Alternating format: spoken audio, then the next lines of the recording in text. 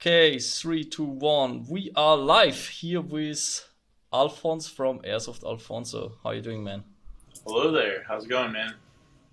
All good. So, Alphonse, before we get the podcast started, maybe you can tell us a bit, about yourself, who you are, where you come from, how you got into Airsoft, just a bit of your background. The basics. Okay. Well, my name's Alphonse. I've been playing airsoft since I was like 6 years old, so long time. My older cousins got me into it. Honestly, just by running around in the backyard and shooting me, and I was like, oh, what are these? These are fun, and just sort of got into it from there. I'm obviously from the United States. I live in a state called Michigan. I don't know if you know where that is, but it's the state that looks like a mitten on the map. Yeah. Uh, but yeah, other than that, I studied mechanical engineering in college, and yeah, I just have been doing YouTube now for about 2 years, and it's been going pretty good. Made a lot of good friends, obviously, here now, and it's just, I don't know. Airsoft has just been a wonderful part of my life recently that I've always had it in my life, and now I get to sort of do it as a job, kind of. So it's pretty cool. So when you're saying you do it as a job right now, is it like supporting your studies, or what do you mean by that? Well, I used to work like a construction job, but yeah, no, the income from YouTube alone is more than sufficient for just every day, like for everything I need in terms of That's income. great. Man, I know when this happened to me, like when that thing that you just started for the fun of it, and all of a sudden it's just great, It's like you don't have to work You're a just like, full job oh, anymore. Yeah, it's great, man. It's fucking amazing. Yeah, I yeah. know the feeling. Yeah, congrats on that. Thanks, man. That's a big I've had milestone. a lot of friends that have helped me out, like I've met along the way, like Jet or Dutch, and they sort of taught me little things here and there that have been pretty helpful along the way. But you know how it is. It's just one day you're just like, oh, there, There you go. yeah. There the money comes. Yeah, yeah, that's great. So for the audience, as a bit of context, because you did not mention it, but I think what your social media is famous for is, Airsoft Alfonso is the absolute buff guy that runs around with an LMG and just full autos everything. Like that's what I think of when I think of Airsoft Alfonso. That mixed together with the beard that you're always running. Yeah, Yeah. wherever the fuck that comes from. The beard, yeah. So maybe I can give a bit of my impression on your channel because I've been following it and I watch your video every once in a while. It's like a very what I like about it is that you don't take it serious. Like Hmm. you run around in shorts, which I think it's amazing. Like just running around in shorts is already that's already great, right? And then you're wearing a beard and you have this LMG and you just run around and you just see those BBs flying. Which actually brings me to my first question because I did actually write down some questions, which I always had, and now I can finally ask you. Man, how much money do you spend on ammo? Too Because much. you're using force, right? Are you using force? Sometimes I use What's fours. If I could choose in a perfect world, I'd probably use 4 or 5s. yeah? Every just because I don't know how it is where you're from, but here in America, when you go to like a mil sim or a organized airsoft game, usually we have what's called like different classes for the chrono, and Yeah.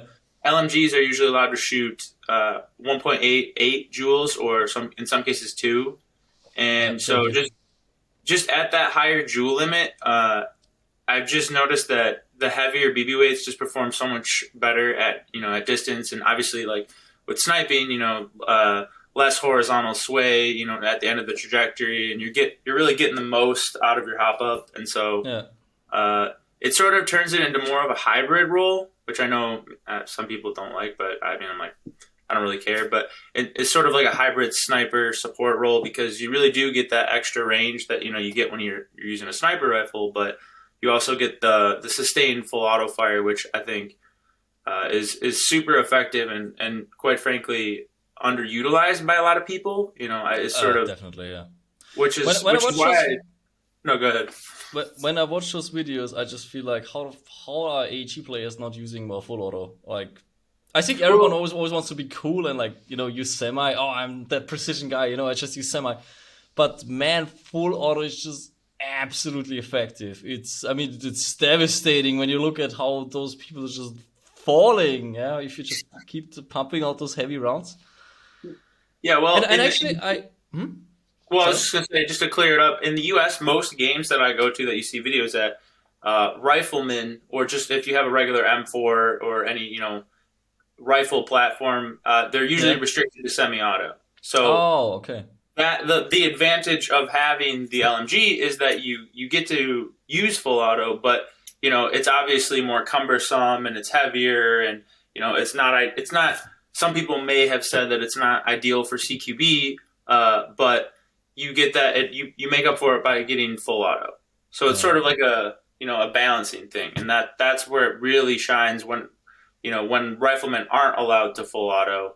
Then the LMG is like, oh, okay, this makes sense. But at games where everyone's allowed to full auto, you're kind of at a disadvantage.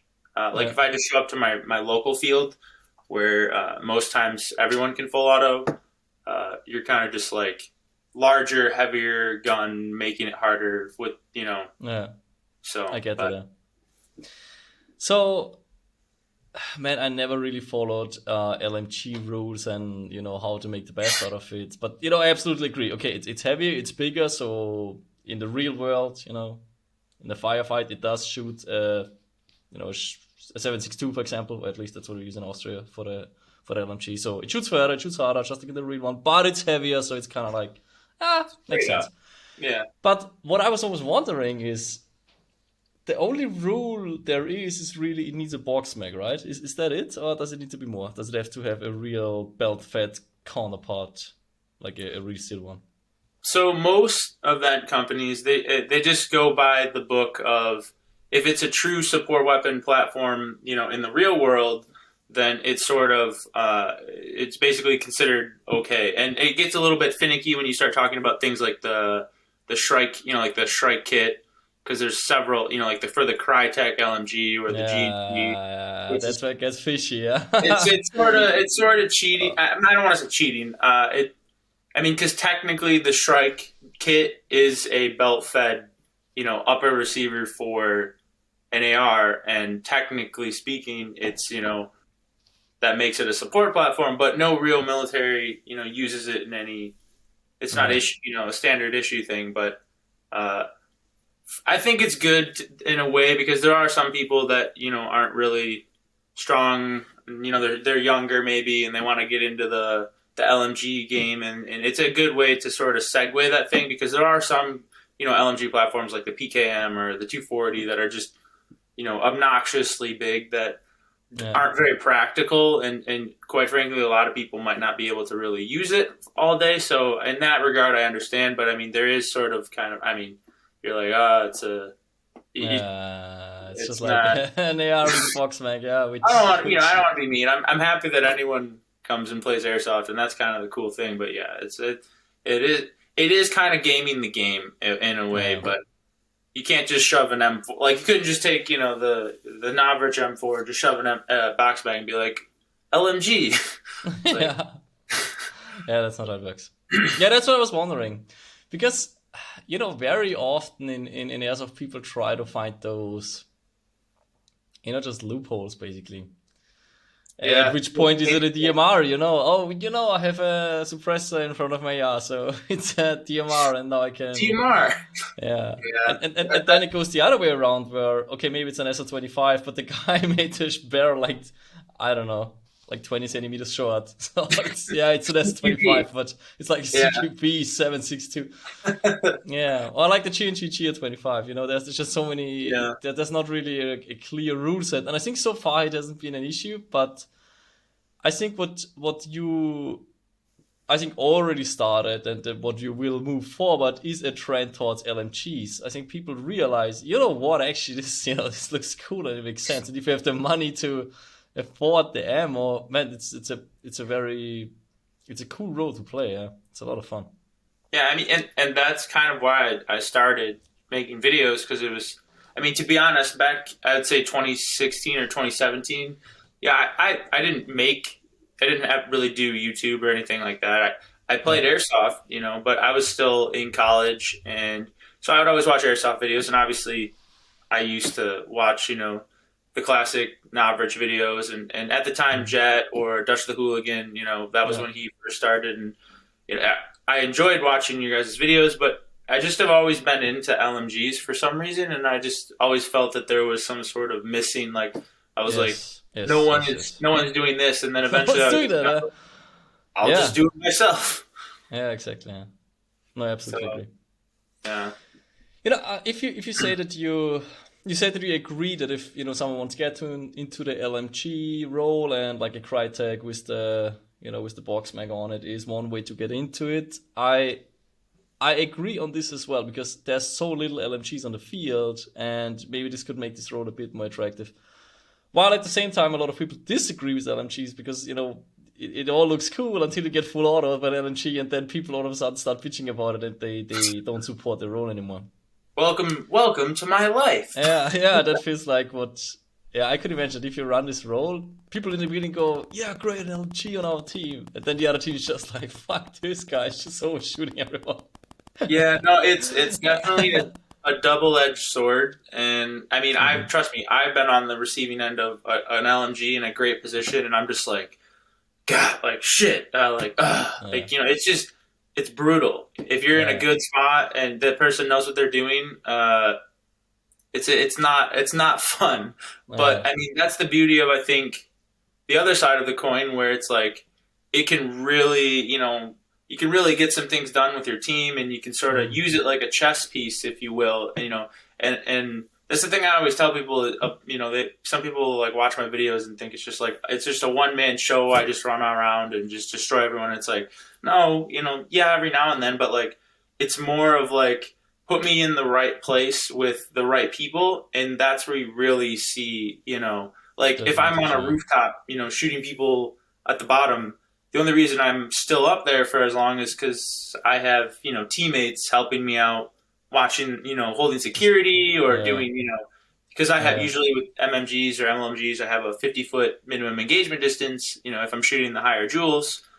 So I'm not usually, like, I usually like to have people, my teammates around me, you know, to engage closer, you know, so I don't have to just go with the pistol. But it's like a game of chess, and that's what I think that where it really shines. You know, you get a good group of people around you, that couple guys, and you start pushing up, and I mean, that's where it's really, I think, makes a difference.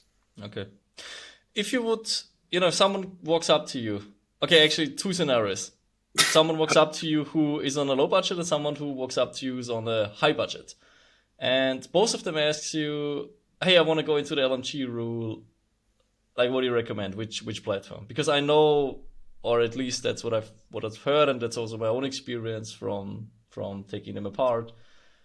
Most like legit LMG platforms, they are not good. Like, they're not up to speed when you look at, you know, like what the AR-15 platform is at. Like out of the box and so on. Yeah, out of the box.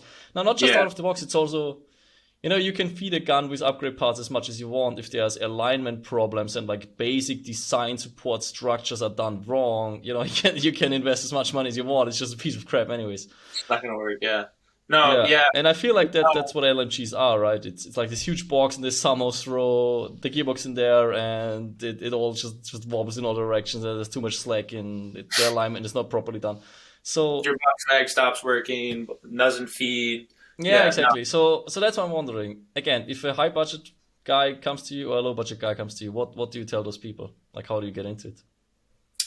Well, I mean, you said it right there. Like, getting into, and this is kind of another thing that I wanted to touch on, is that a lot, like, from where I started when I got into LMGs and where I am now, it's like you learn, and I'm sure this is the same with you with sniping, is like you learn a lot of little things along the way that, you know, like little tweaks, whether it's like putting a piece of tape on your barrel here to make sure the alignment doesn't move, you know, little things that maybe you're not gonna watch a video or the manufacturer will tell you, but like over time you learn.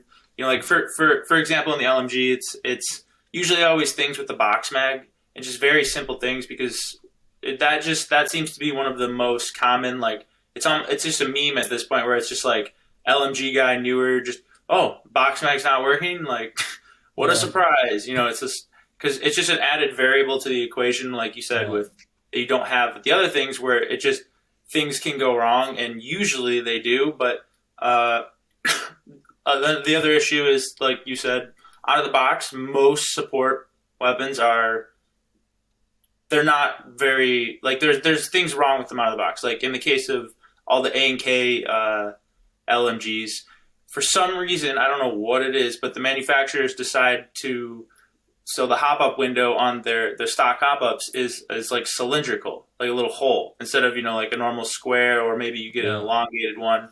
So it's in literally the opposite in terms of, like, it's his least amount of contact onto the BB that you could get. And so right out the gate, your hop-ups and every gun is going to be pretty much subpar. Now, like if you do the Crytek one or a different one, it's using a version 2, so you know, that's more upgradable, I guess you could say. But I will say there are a lot of advantages if you were to go the upgrade route, you know, in the gearbox, just based on the design of like the 249 gearbox, being that it's a bit more set up for like sustained full auto fire. Whereas if you did a version 2 gearbox at 1.8 joules and you were full autoing all the time, or maybe you do a DSG, it's like it's just a ticking time bomb until your gearbox blows up. You know, but.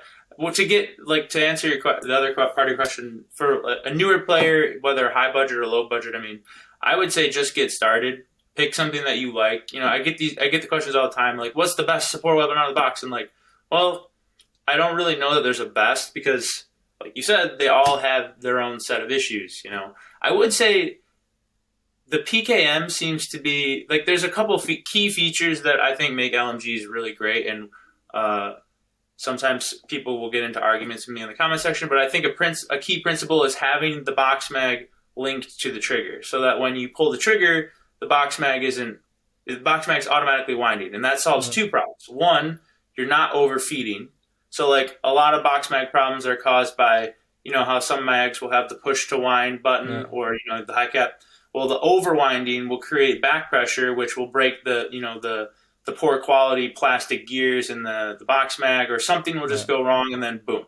But that's, you know, people will sit there, and you may not think of it like when you're sitting in your room playing with it, but like when you're playing and you're out in the moment, you're getting shot at, and you're just like winding the box mag. Next thing you know, you overwind it breaks. So only winding it when you're shooting, super important. And also, you know, in terms of just efficiency and functionality, like not ever having to think about like, do I need to wind my box mag when I go this, you know, peek this corner that there's some guy looking at my position already, you know.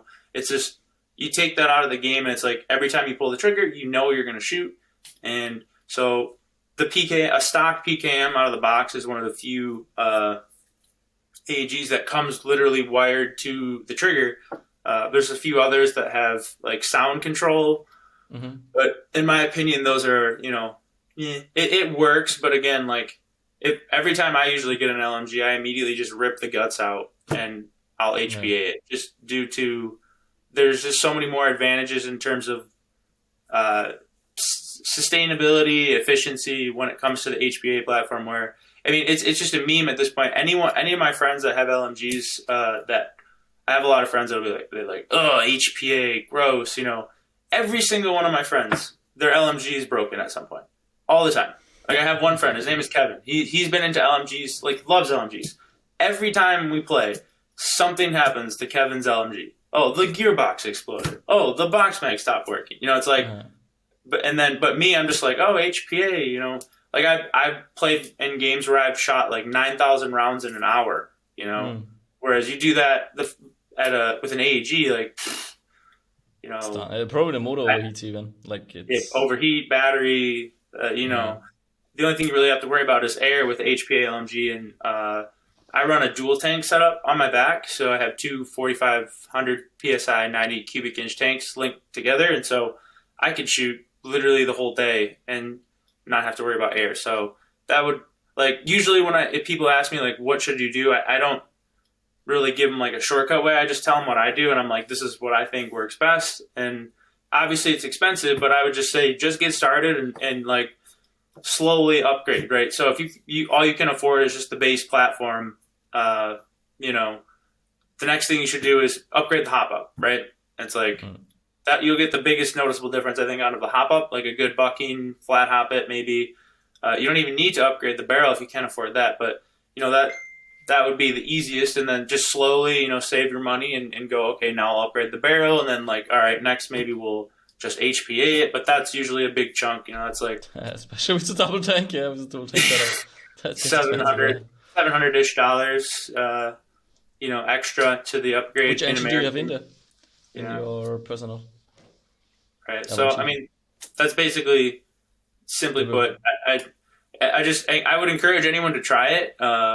Usually, like, I mean, you see all the videos of cheaters and blah, blah, blah on the internet. And I know you said, I've heard you talking, like, when you did your podcast about Jet, you were saying you just don't run into the issue. And it's like, it seems in America, I mean, it seems to be more popular where, so, or just people don't feel it. I mean, you know how Airsoft is. So when people are using the LMG, it seems that they call their hits much faster because there's 10 BBs coming at, you know what I mean? So, it seems that it's hard to ignore being shot by so the experience for the new player essentially is better because, you know, they're not being like, oh man, you know, the classic new players, you know, they're just shooting, they don't really realize how far their BBs are going, or, you know, they think they're hitting someone and they're not, and you know, that's something that kind of comes with just playing Airsoft a lot. You sort of can gauge that, but it just I guess makes their base experience a little better. But yeah, I would definitely recommend it to anybody if you can afford it and you're looking to have a good time, I guess. But it's still, I appreciate the answer, but still, like, what? Did I not answer the question? Well, it is still like, okay, if I walk up to you and I'm on a low budget or a high budget, like, what do you tell me? Is it an AMK M249? Is it the Crytek one?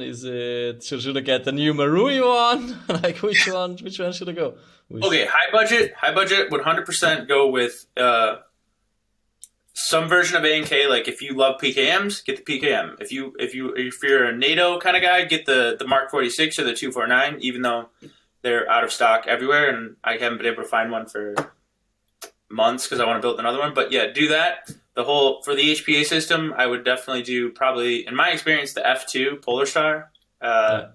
It's like a more air efficient version and drop in of the Polar Star Fusion engine, which was the original one. It just seems that when you get into alignment issue seems to be a big problem with HPA. So if you can utilize the stock gearbox, you can usually have to do less shimming of the gearbox to get that nozzle perfectly seated in the proper place in the hop up. And go all out with the dual tank setup, and that'll probably run you $1,500-ish if you build it yourself, you know, with a good barrel, the hop up unit, which for A&Ks is the bull gear. And for like a cheaper player, like, I would still probably just, if you're newer, you're low budget, I would just recommend still just getting an A&K. You know, I pretty much have had almost every LMG that's ever been made, with the exception of maybe the Red Wolf MG34.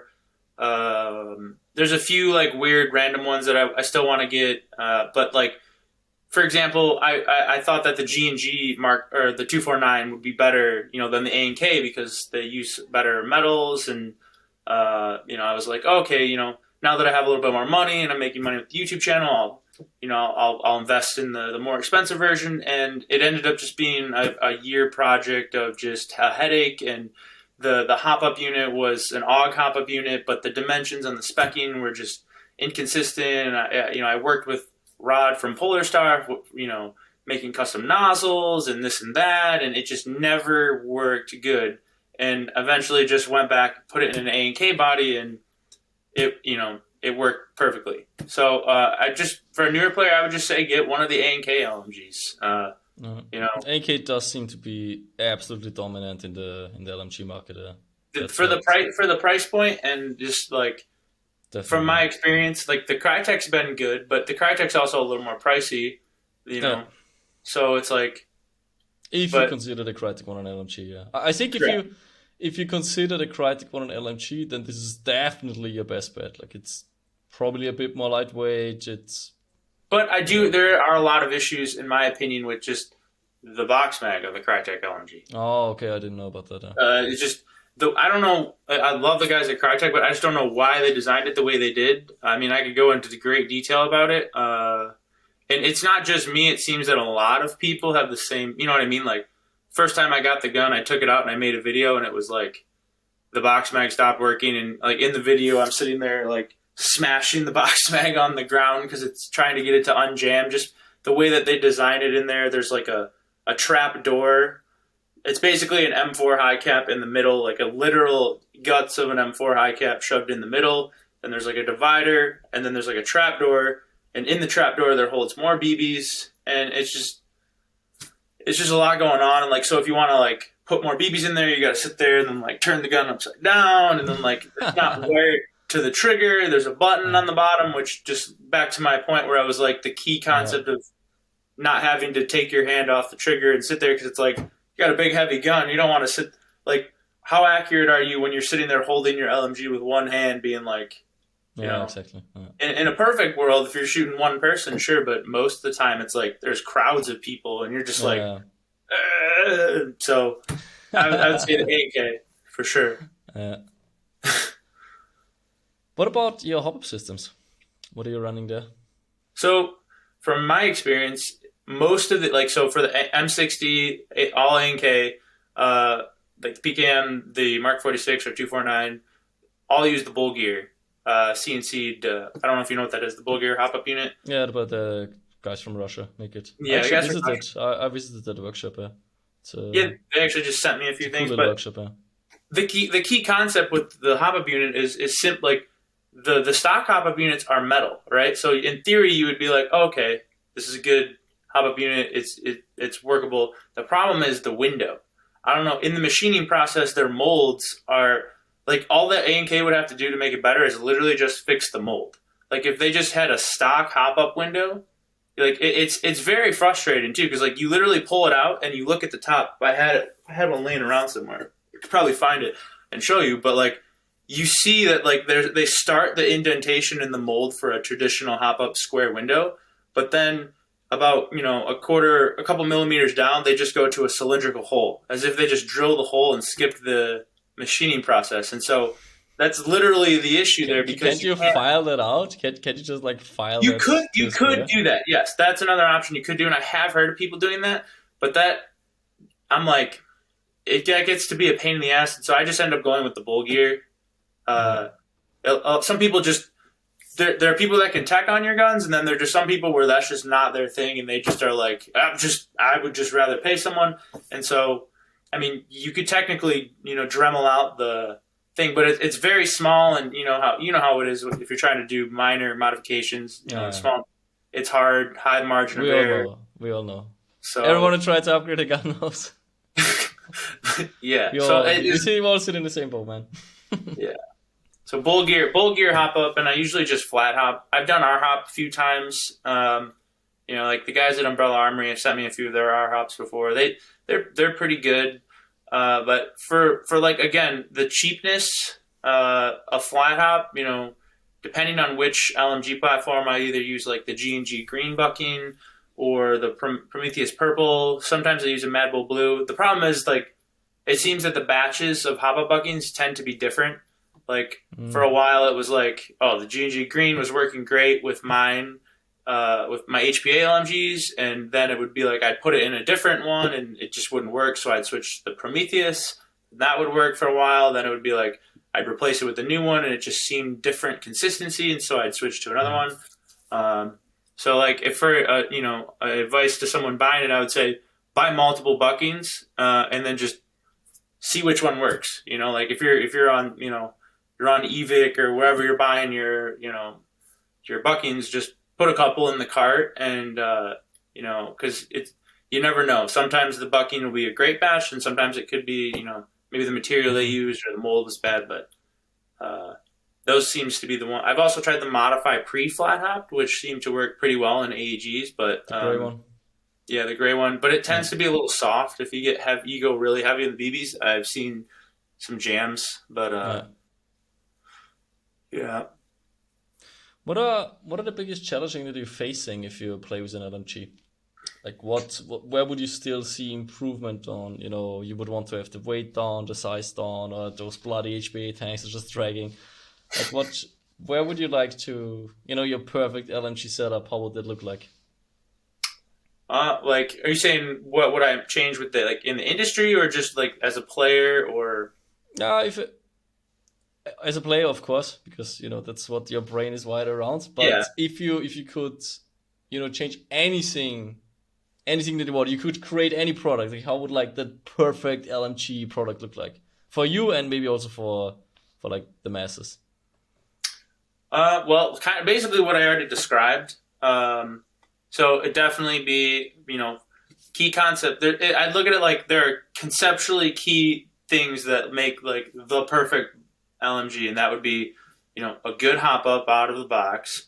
The box mag is wired to the trigger, which if you're going to go AEG gets just a little bit more complicated, because with the when you HPA it, it's literally just running a wire from the motor connectors to a simple circuit which plugs into the FCU, and then it just anytime you pull the trigger, you could do it with a MOSFET on an AEG, or but it's just a little more complicated. So wire to the trigger, and I mean, in my opinion, I believe HPA is superior for the support weapon platform. I know a lot of people will be like, they're like on Instagram every now and then, or in the comment section, there will be people that are just like, HPA cringe, no HPA, tanks gross, and then those are also the people I always see at the games that they're, oh, your PKM's not working. What? Wonder why? So it's like, if you could create the perfect, gearbox, but you're dealing with physics when it comes to AEGs. An AEG is literally killing itself as you use it. I mean, you know how it's designed. I know exactly. And so I would say the HPA, and in a perfect world, an HPA, and if not, a good gearbox with a good hop up, a good barrel with the box mag wired to the trigger. Personally, I like a heavier gun. It just adds to the experience, making it harder. I like a bit more of a challenge. I know that sounds stupid, but I feel weird when it's like a really light LMG. I feel like I'm cheating.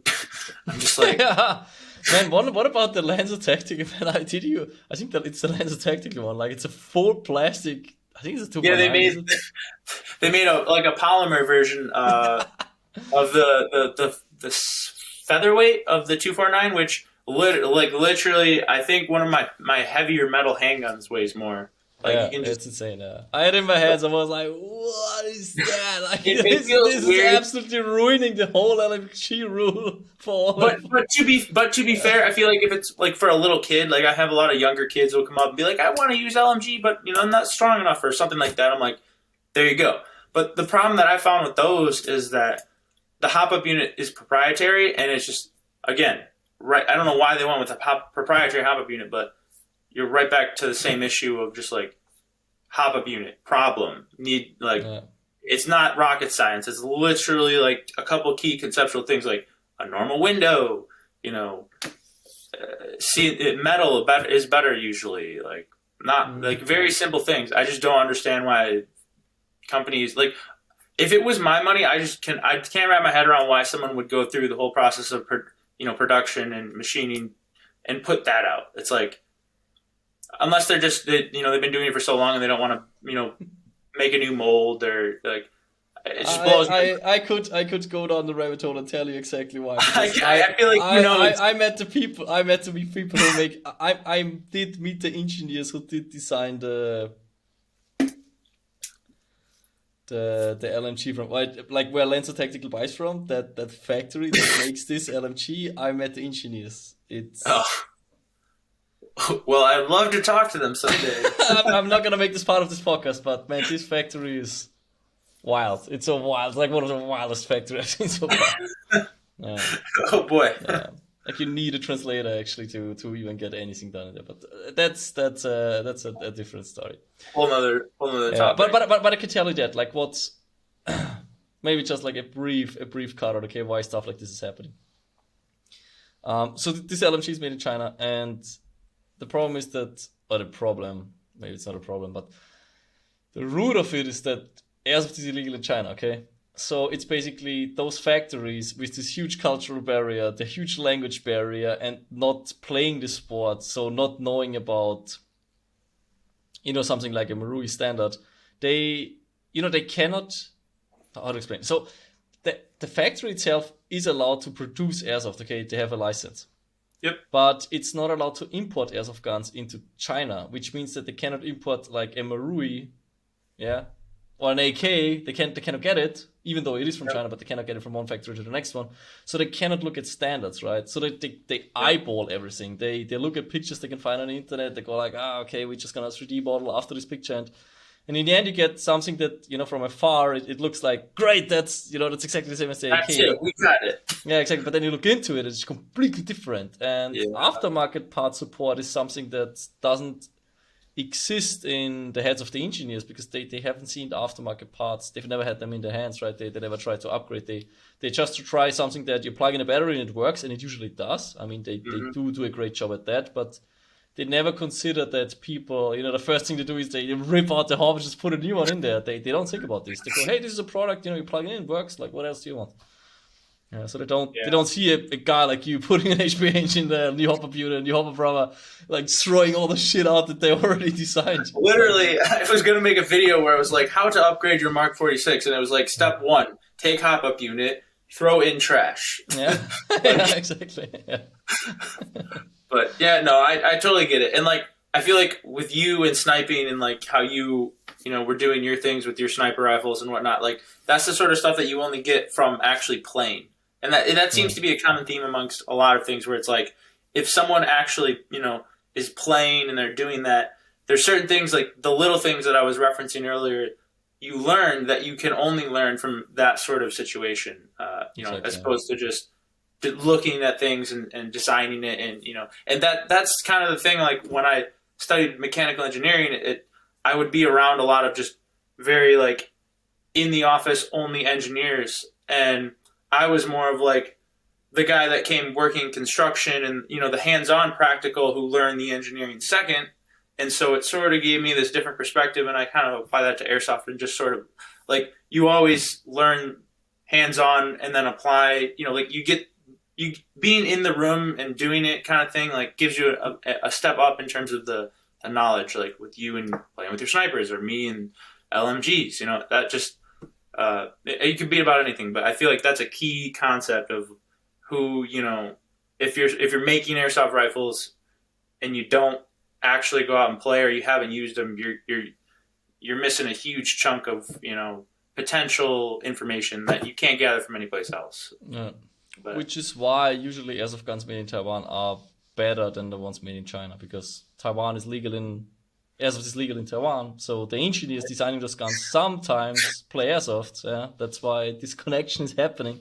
Then you go to China and no one plays airsoft, and this is why usually Chinese guns are just not on par with Taiwanese guns, which is interesting because when you look at products over the entire world, okay, you look at the iPhone, for example, I made in China. Fuck, China can make great stuff. Like, it's not that China cannot make good products. China makes one of the best products out of the world, yeah, definitely. But because you have this, like, you don't get feedback, right? They make a product, they throw it over the wall, kinda, and then they cannot even receive back. They cannot even receive back broken products, so they never learn what's wrong with the products, which is why there's sometimes an issue in there, and it just stays for the next 30 years, yeah, and no one ever really tells them what to change. Yeah. No, yep, that sounds about right. Yeah, I had to find this out the hard way. Okay, I was wondering if you have a PV sponsor, actually. Do you have a PV sponsor or you just finance those for us yourself? Well, I did for a while, but then, so just sponsorships in Airsoft, I'm not really a big fan, right? Like, it's one thing to do, Raid Shadow Legends ad, but, like, they just fork over a huge chunk of cash and you do your integration. Yeah. That's cool. But, like, when it comes to Airsoft, there's a lot of factors going on, but based on, like, it's a limited market, I don't want to say everyone's cheap as shit, but, I mean, everyone in Airsoft's pretty cheap. There's just... I would rather be able to just sort of say what I want, when I want, not have sort of a liability. And I had a BB sponsorship, and it just became a liability in terms of, like, for example, it was like that BB sponsorship didn't want me to, do anything to do with this other company. And that company was, willing to be like, hey, Alphonse, whatever you want. Do you want this gun? You want this gun? Like at the time, they had a new, like, they had the newer MP7 coming out, and like the other guy was like, oh, you can't do work with them. And I'm just like sitting there, I'm like, you don't pay me. You send me like $200 in BBs a month. Is $200 in BBs a month worth, foregoing all the other stuff, like, yeah, I get that. As many guns as I want, and then it just became this whole, drama fest, and like, I just was like, no thanks, Man, I'll just buy my own BBs. This was exactly the experience that I had, because before I can see it in your eyes. Before we made a business, like a development company out of Norwich, before we made our own guns. Yeah, exactly what you're talking about. Like I had a sponsor with Megastore, I had a sponsorship with Red Wolf at some point, and then I think Elite Force or /Humorex wanted to be a BB sponsor. And man, at some point, like when you look at what you're getting and what you have to do, it's just like, fuck this shit. I just gotta, like, please stay away from me with your couple $100. Like, I don't even want them. What do you think? Like, you know what I mean? Like, I've always like I had a job. I still worked construction at that time. I make back then like, $500 to $800 a week working 40 hours. So it's like, yeah, having that extra $200 a weekend or whatever. I wouldn't go through that much. Sometimes I would, but like then you got to do all the plugging and this, and then it's like it's just not worth it. There are a few companies that I know that other people were doing that were throwing around a large amount of monthly salary, and in that case, if that was the case, I'd be like, yeah, sure. Then in that case, it's justified. But I just try and help out people where I can, and from like, because I've been playing Airsoft for so long, I didn't just like one day wake up, be like, oh, look at this YouTube. I'll start doing YouTube and I'll make an Airsoft channel because I want to be popular on YouTube. It's like, no, it's like, I've been playing Airsoft since I was a little kid. And it just so happened that eventually I was like, oh, maybe I'll start doing this. And so growing up, watching other people and seeing things and like what I wanted to see out of content and stuff. And like, if I wanted to buy, a gun or whatever, or BBs, and I wanted to look up like, the quality or whatever, I didn't want to see some, bullshit review or blah, blah, blah. I wanted to know, like, when's it going to break? Like, what's it going to break? Is this actually good, kind of thing? And so I sort of just keep that in mind now when it comes to like sponsorships, where if I can't say whatever the hell I want and, basically be free, it's just not worth it. And that's why sponsorships like integrations and stuff from app companies or Manscaped or other things like that, where they'll pay you thousands of dollars to do an integration, but it's not really compromising your the Airsoft sort of integrity, where it's like what your viewers watch you for. And so and I always try and make it like a joke, and if anything it's just a big meme and people understand that. But yeah, I have like PTSD from the whole sponsorship thing. It started to make Airsoft not fun. I literally almost stopped playing just because last year I was just too much. I was like, every weekend it was some fiasco. I remember one time I was at one of Jet's events with him, and like it was just such a like two different worlds. It was like in person, we're having a great time, Liam and all them and Josh were all hanging out, and then it'd be like on my phone, I'd be, getting texts from sponsors being like, you did this, you said this, you're using this. Like, it's just like, and they're not even paying me. So it's just like, so it just, or in the same thing happens with, here in the US with the event promoters and like, oh, you went to this person's event and, you didn't do this. And like recently there was a whole fiasco with me where it was like, and 2 event companies hosting at the same AO and them doing things behind each other's backs and, slinging, talking shit. And just like, I'm just like, I just want to play Airsoft, so that's a whole nother issue. I don't feel like you have that where you are because it seems that the event promotion is pretty big, relatively speaking, in the US. And the reason for that is, though, I get it because once you learn the information behind the scenes at how much money these people are making, we're talking like sometimes 50 to 100 grand in a weekend. You start, it becomes, a different level of like, oh, this person's going to try and, mess with my events. And like, if they're going to host events at this AO, then I'm going to get less people, this whole like insecurity thing. And it makes me just sick. And it just takes the fun out of Airsoft. And so that's been like the thing with me recently is just steering clear of all the bullshit. I did go back then as far as nobody even accepting free game tickets anymore. Like there was, people were like, hey, here's a plane ticket and a ticket to a game. And even there, I actually stopped saying, okay, no, I don't want it. And then I just bought the ticket myself and the plane ticket myself. Just to be free to, because otherwise you arrive at the AO and to go like, oh, can you go over there, like make some pictures with these people? Oh, can you do this? Can you do that?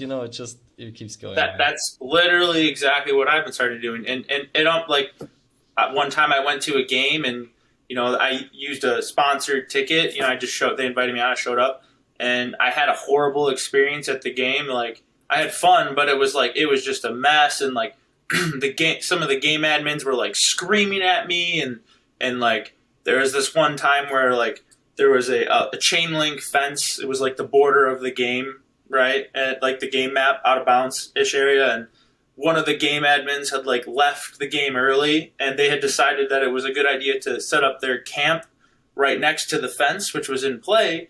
And of course BBs go through the fence and like, we were just in a little battle, and this guy comes over, and he starts flipping out on me. He's like, what are you doing? Blah, blah, blah, blah, blah. And it became this whole fiasco and threatened to kick me out. And then, later I made a video, and part 1 did really well. It's like almost at 2 million views, and I left a little preview of part 2, which was all the drama and stuff. And it was like, that just opened the hornet's nest for, threatening to be banned and the sponsors like holding this over my head because the sponsor had to deal with the event promoter. And then that was when I was just like, see ya. Don't care.